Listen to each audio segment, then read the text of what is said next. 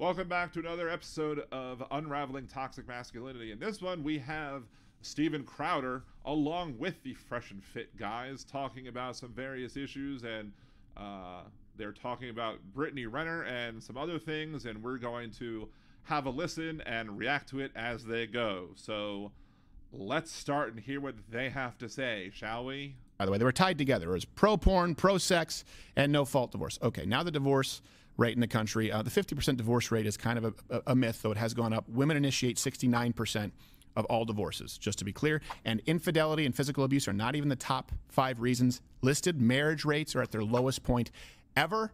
And then we'll get into, before we get to marriage, the reason that people are just checking out of the dating pool for serious relationships whatsoever. I mean, you guys talk about this a lot.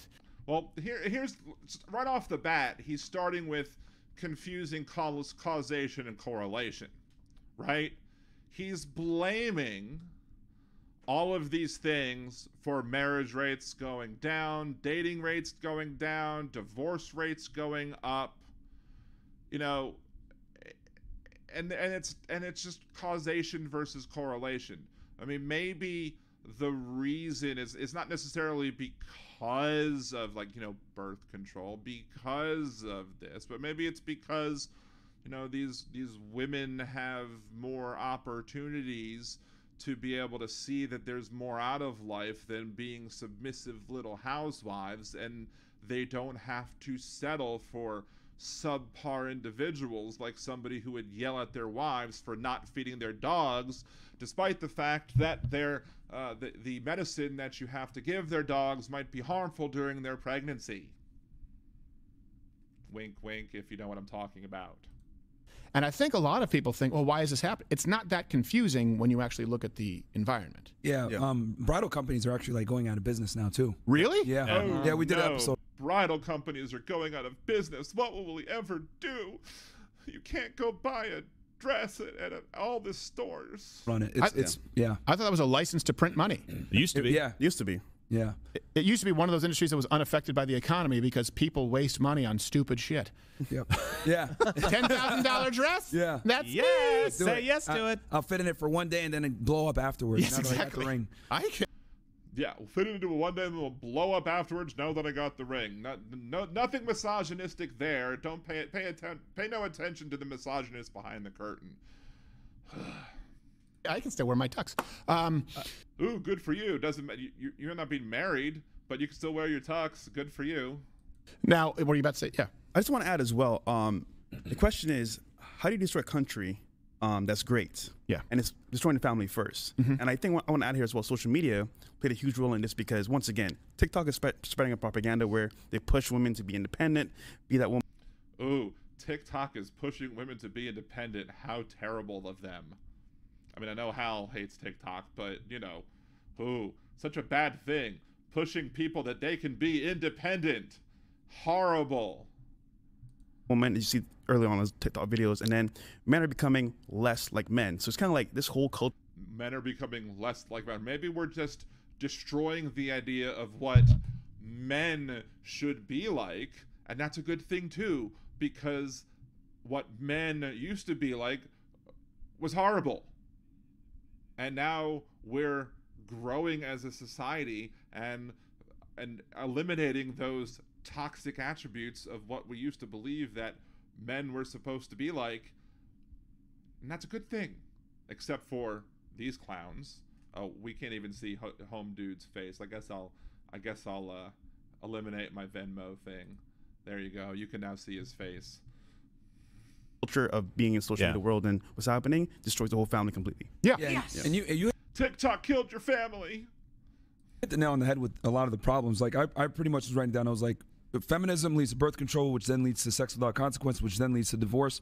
Then that destroys the family. And then on top, feminism, birth control, sex without consequence, divorce.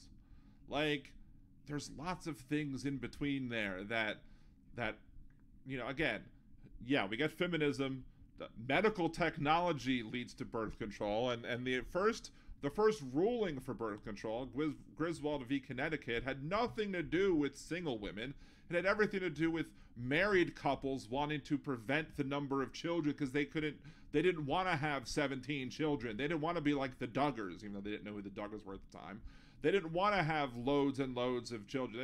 They didn't want to turn their wives into breeding cattle. They wanted to limit the amount of kids that they have. So let's have our 2 kids, or 2.5 kids or whatever, and then let's be able to take a pill so we can prevent the kids without having to deal with surgery, right? But then we had the other ruling that did allow for birth control to be legal for everybody. And it's not, birth control doesn't cause sex without consequence. You can still get pregnant if you use the birth control pill incorrectly. You can still get an STI if you only use birth control as your only contraceptive method. There are consequences that can take place. I mean, there are other pills that can cure other things that might take place, but still, there's not consequences. But they believe that the consequence of sex should be babies, and they think that the women should have babies for their husbands and then be stuck. Because they can't keep women any other way. Yet they're so-called alpha men. Because they supposedly bring so much to the table, but the only way they can keep a woman is by making sure they're pregnant and have no other options. Does that make sense to you? Doesn't make sense to me at all. You know, I'm not married since 2007 because I keep a tight leash on my wife. I mean, if that happened, it would be in a consensual situation, and y'all don't need to know about that. But no, it's not because I don't trust her. It's because we trust each other. But they don't understand that. They don't understand the idea of partnerships and equals. They don't understand the idea of that in order to have a real relationship, in order to have a real trusting and loving relationship, both people have to be free to be able to leave. If the person is not free to leave, then it's not really a relationship. It's a captivity. Egg off to it. TikTok didn't create casual sex, clearly. Top of that, to compound the issue, you add in social media, just like Fresh was saying, women have more options than ever before. Oh no, women have more options now. The horror. That scares people like this. They don't want women to have options. Women having options terrifies them.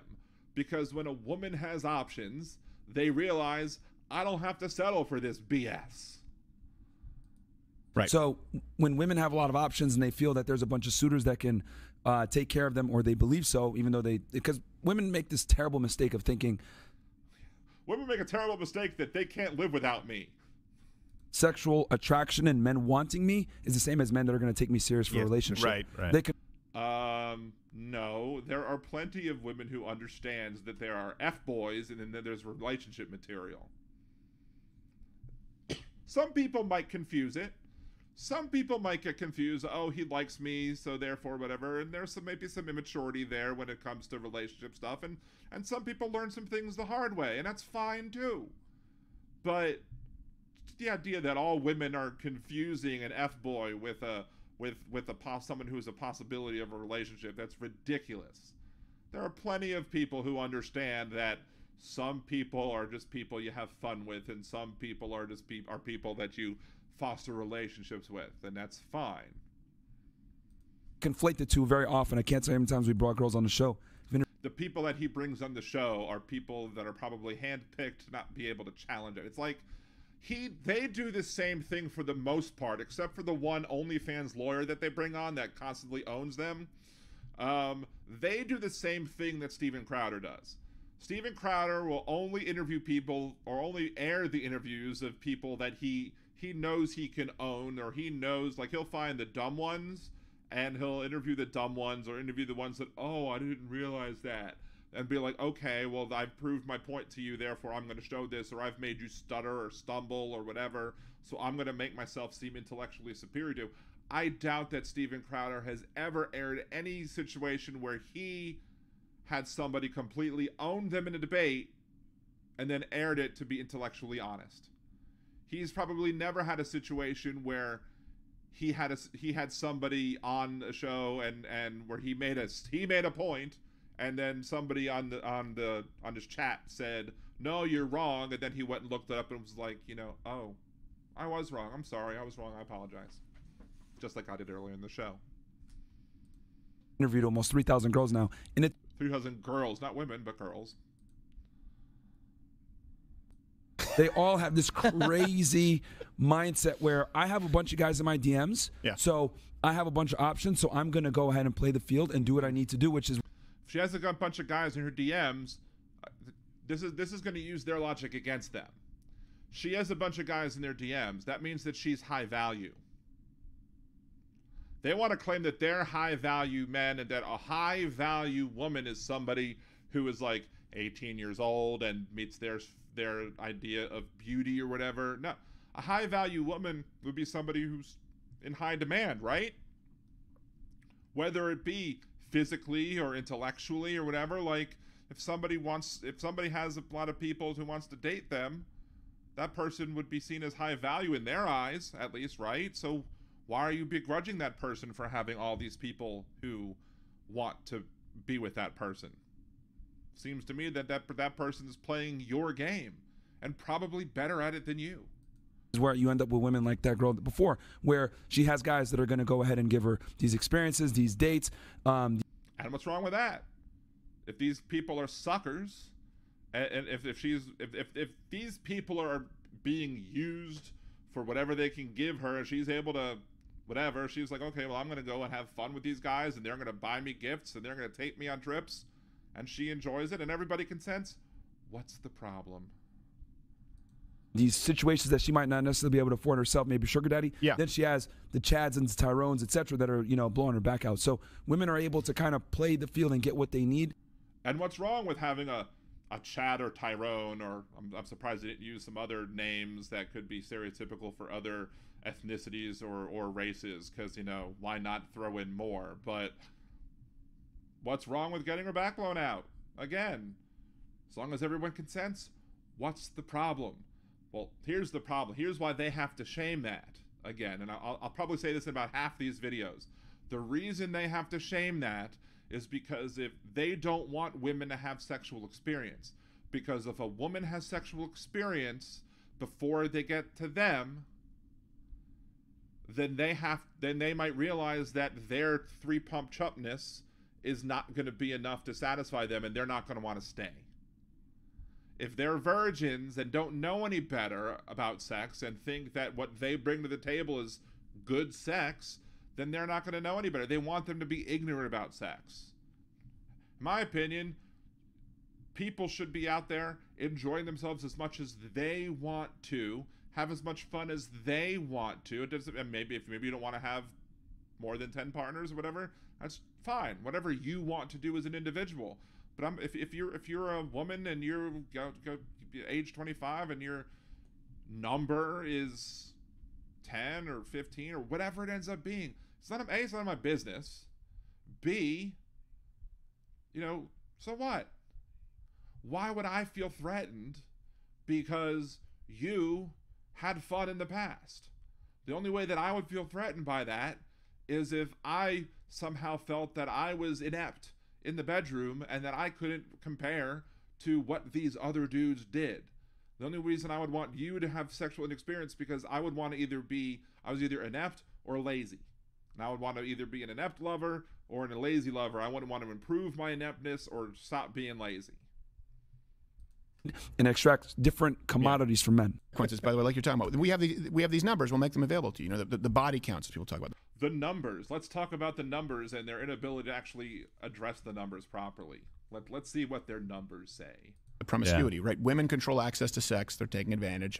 Women control access to sex because, as I said, men are sluts. Right?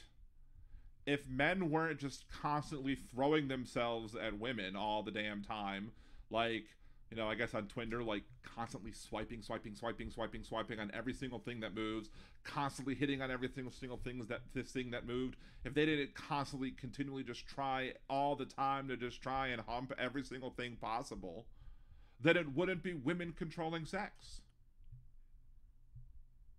You know when men control, if somebody is a guy who is desired but who doesn't throw himself at everybody, you know who's going to control sex?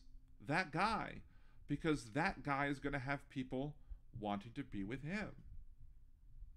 Because he's not constantly throwing himself out there. But it's fine as long as you're respectful about it. Whatever. I mean, don't harass people about it. But the reason is that they view women as controlling all the sex is because the men are the ones who are just constantly throwing their wieners out like it's a Mardi Gras parade and you're on a float and you're throwing Mardi Gras beads and like here's my wiener, here's a wiener. Oprah, they're trying to be Oprah with their dick. Yes, Cynthia, they're playing the numbers game. They're trying to just shotgun approach. Just after 100 propositions, maybe one will say yes. But again, and then they complain. They try the numbers game. They ask 100 people and hoping one will say yes, and then they'll complain about the 99 that said no. Women control them. Well, maybe if you didn't act like such a slut, dude, maybe you might have more control over everything. Bunch of slutty dudes. On dating apps like Tinder, men swipe. Dan, if you were a musician, you would utterly control sex. Maybe if I was a big successful podcaster, I would utterly control sex too. You never know. Right. So right's the good thing? Yeah. Oh, I didn't even remember him talking about that. Right means that, hey, I like this person. Okay. Men swipe right far more often than women. Women. Exactly. Men swipe right all the time. Why? Because they're constantly. That's why women control it. Because men are constantly swiping. Women swipe right only 5% of the time. Men 53% of the time. Wow. And by the way, Tinder like is the also auto. not a good place to find meaningful relationship. Well, no crap. What was Tinder made for? Tinder was made for hooking up. Surprise, surprise.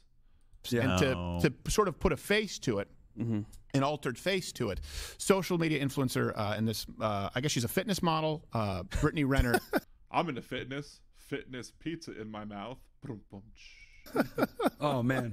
And by the way, fitness model for women just means you're just not fat. Like, this is one thing too. When women say like, "You have no idea what it's like to have these body standards," they were doing pull-ups before the show. Like, do you have any idea how hard it is to be lean and muscular? It's like just don't be Tess Holliday, and guys will find you attractive. Yeah. So Brittany Renner, who's a fitness model, made internet waves talking about her body count on the. Anyway, body count. We shouldn't even be talking about body count. It's ridiculous. I mean, either we shouldn't be talking about body count, or we shouldn't be shaming people about body count. One or the other. I mean, my usually comment is we should be ignoring body count unless body count is your kink. Then enjoy it. Whatever. The Bus Confessions podcast. Oh, that's a good sign. So you said your count is 35? Mm-hmm. Okay. How do you feel about that number? It's kind of like annoying because I mean, I don't know how old this person was, but I mean, 35 honestly doesn't seem like. I mean, depending how old she is, 35 doesn't seem to be like a really that high of a number anyway. I mean, these guys would probably call her a big old slut, but so 35, who cares? I mean, what's the difference if you have like a relationship like every couple of months for like, let's see, if you have a relationship every 4 months or whatever, for that's or 3 months, that's 4 a year times 9 years, that's 36. Let's say you start at 16, start in high school, go to 25, you could easily hit 36 and have and be like a serial monogamist, like dating everybody once every 4 months or something. It's not a big deal. And then let's say you had the same amount of sex with one person, or like let's say you only had 5 relationships in the same time period, but the same amount of sex. What's the big deal? because at least half of my list I only had with one time. Oh, okay. So, but I still have to wear those. Yeah, you know what I mean? You don't have to wear those. It's not like a scarlet letter, but sure. I mean, sometimes you hook up with somebody, and I don't think, personally speaking, when I was single, I don't think I ever purposefully had a one-night stand. Like, if I like you enough to have sex with you and we enjoy ourselves, like, I'll probably want to have sex with you again. But there are circumstances where I did only sleep with people once for various reasons. Either, like, there was somebody who was like New Year's Eve or something, and she was leaving town the next week and going back to Canada. Nothing I could do. Somebody else, it was, she was single, but then a week later she got back with her boyfriend. Nothing I can do. I don't feel like clicking over to things, so it is what it is. But I mean, so what? So some of them were one-nighters or one-shot deals. Who cares? I mean, it still happened, you know, but I think that's the only thing that's annoying is the music is annoying. Dating discussions with incels next on YouTube. I mean, that's probably a good quarter of YouTube at this point. At least that's what YouTube has decided that they want to show me. At least that's my number, and I can't even have on a regular basis. It's usually quarterly. Like that's kind of. It's funny that she brought up quarterly. I said quarterly. That's funny. I've been my schedule unless like I'm taxes? in a relationship or you know, talking to someone. You know, that pre-commitment phase, which has not been anything recently. Yeah, it sucks. So over half my, probably about half my list, one time. So. How bad are you in bed? Now, okay. Notice the assumption here that she's bad in bed because she's only had them one time. Now, remember what I said. I said that if I sleep with somebody if I like you enough to sleep with you and I sleep with you once and we have a good time, I'm probably going to want to sleep with you again. Right? Does that mean that if I don't satisfy the other person, are they going to want to sleep with me again? Maybe the other dude sucked in bed. Maybe they were inept and she was like, I have no interest in doing this person again. Right? Why did he automatically make the assumption that it was her that was bad in bed? Maybe they were bad in bed. Or maybe they were the stereotypical, I'm gonna hit it and quit it guy, no matter how, like just a guy looking for a notch in his whatever, in his headboard or whatever. He's just gonna go and he's gonna hook up with her and it doesn't matter about seeing her again, and as long as he got her once, it's cool. It's fine. No need to do it ever again. She could have been the best lay possible, and then he doesn't care because he has that in his spank bank or whatever, and he's just gonna move on. It could have been wonderful. Could have been great sex. Like, but again, this is the limited mindset of a Steven Crowder. Right. Again, she is the problem, according to Steven Crowder. getting rid of well, that's a lot. That's a lot of moral ones. idea. The moral consequences, like that. At a certain point, it's you. So many of the people that I slept with, Yeah. didn't come back for seconds. Yeah, They're assuming. She never said that they never came back. She just said that there was half of them were one-timers. Didn't mean that they didn't come back. Maybe she didn't come back. Maybe they were 3 pump chumps. And she was like, that was not good. I'm not coming back for that. Right. And people either have chemistry with each other or they don't. And maybe they didn't mesh well. Maybe they didn't do the things that she likes. Maybe they refuse to do the things that she likes. Maybe just wasn't good fit for her. if they're not leaving with a smile on their face, You're doing it's not something that wrong. complicated. Yeah. Did she have a smile on her face? Again, they are so just self-absorbed. It's all about them. They don't. That's the thing. That's the problem with these alpha male incel types, or the alpha males who want incel audience types, is because they're just assuming that they don't have to care about how the woman feels sexually. All they care about is how the dudes feel. So the dudes must not have liked it. That's why they left. That's why they didn't come back. That's the only possibility in their teeny tiny little brains. And For men. Yeah. I want to mention Nonsense. too. Yeah, go ahead.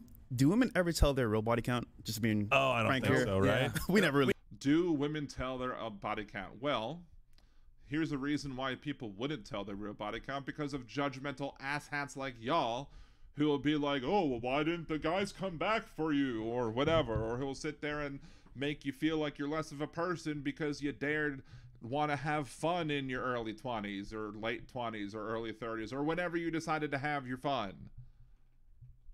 That's why they lie about it, because y'all shame them for it. Y'all make them feel like they're less of a people for it, while hypocritically going out and banging the world, or at least trying to.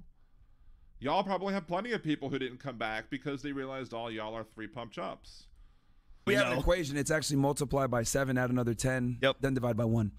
Wait, who are What a dumb equation. Divide by 1. Doesn't mean anything.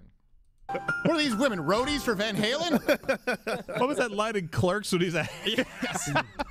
And I will say this too, because we actually spoke with her on Academics podcast, Yes. and I predicted this. I told her, yo, you're going to have a very difficult time finding a guy because you're out there on social media. You've banged a bunch of athletes and celebrities. Guys aren't going to take you seriously. Yeah. And since you're famous and you make a certain amount of money, you've basically ostracized a majority of men from taking. Oh, you make a lot of money, so you ostracize a lot of men. Who the hell cares how much money she makes? That's the thing. They feel threatened. Again, these guys feel threatened. These so-called alpha males feel threatened. Because if they know that the woman that they're with makes more money than them, has more money than them, then they know that they can feel free to leave them, that they can't control them. That's why they don't like OnlyFans. Like, a woman could have an OnlyFans and only do, like, things with herself, and they would still reject her. She could be like a virgin with an OnlyFans and only do things with herself and only show herself, like, naked on OnlyFans, and that be it. And they would reject her. Why? Because they wouldn't like the fact that she would be self-sufficient and have her own money, because they wouldn't be able to control her, because that's the only way these so-called alphas, there's no such thing as an alpha, that's the only way these so-called alphas can keep a hold of any woman. You seriously, you're probably going to end up single. And the thing is, she's starting to realize that now. Yeah.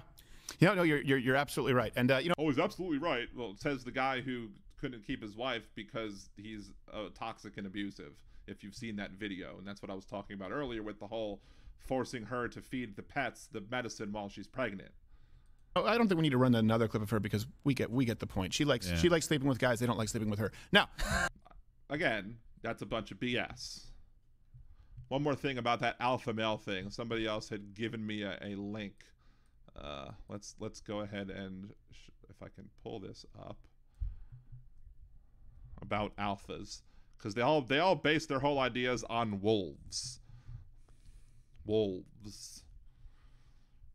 That's how they base their whole thing. ScienceNorway.no. Wolf packs don't actually have alpha males and alpha females. The idea is based on a misunderstanding. The researcher who introduced this term tried to clear the confusion up 2 decades ago, but the myth still lives on. Monday, 26th of April, 2021. Sure, accept.